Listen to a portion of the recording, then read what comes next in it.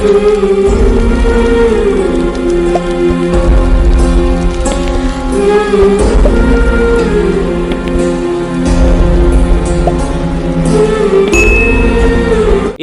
सूरजमल महाराज ही ऐसे हिंदू राजा हुए हैं जिनके भय से मुस्लिम बादशाहों ने अपने अपने राज्य में भी गौहत्या पर रोक लगा दी थी।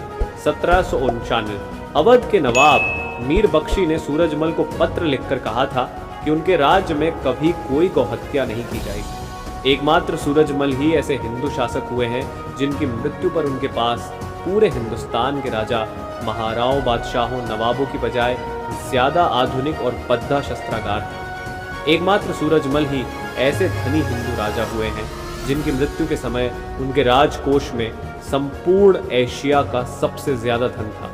एकमात्र महाराजा सूरजमल ही ऐसे हिंदू राजा हुए हैं जिन्होंने मोती डूंगरी की लड़ाई में 7 राजाओं की सामूहिक 1 लाख की सेना को अपने 10,000 सैनिकों से हरा दिया था। एकमात्र महाराजा सूरजमल ही ऐसे हिंदू नरेश हुए हैं जिनकी भरतपुर रियायत पर न तो कभी मुगल जीत हासिल कर सके और न ही अंग्रेज। एकमात्र महाराजा सूरजमल ही ऐसे हिंदू धर्म रक्षक हुए हैं जिनके बेटे ने अजान देने पर एक मौलवी की जीभ निकलवा दी थी। एकमात्र महाराजा सूरजमल ही ऐसे राजा हुए हैं जिनके बेटे ने दिल्ली जीत ली थी। एकमात्र महाराजा सूरजमल ही ऐसे कुशल हिंदू नेतृत्व करने वाले शासक हुए हैं कि युद्ध के मैदान में उनके साथ आम प्रजाजन भी अपने अपने हथियार लेकर युद्ध में शामिल होते थे। एकमात्र महाराजा सूरजमल ही ऐसे हिंदू शासक हुए हैं जिन्होंने मराठों से परस्पर द्वेष भाव होने पर भी द्वैव व जातिवाद से उठकर एक सच्चा हिंदू बनकर उनका निस्वार्थ भाव से साथ दिया। एकमात्र भरतपुर नरेश महाराजा सूरजमल ही ऐसे हिंदू राजा हुए हैं जिसका मात्र कूटनीतिक पत्र पराजने से अब्दाली वापस अफगानिस्तान लौट गया।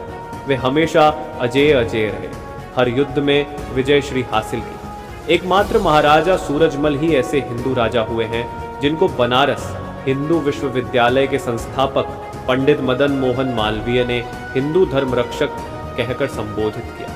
महाराजा सूरजमल उन कुछ एक चुनिंदा महायोद्धाओं में से ऐसा महायोद्धा हुए हैं जिनकी प्रतिमा दिल्ली विट्ठला मंदिर में मदन मोहन मालवीय ने लगवाई है।